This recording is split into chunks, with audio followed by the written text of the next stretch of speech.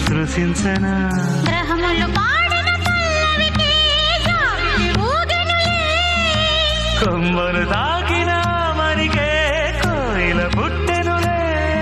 ఒక సౌఖ్యం తనువంతా చెలరేగే క్షణాలలో అందాలలో అహో మహోదయం భూలోకమే నవోదయం.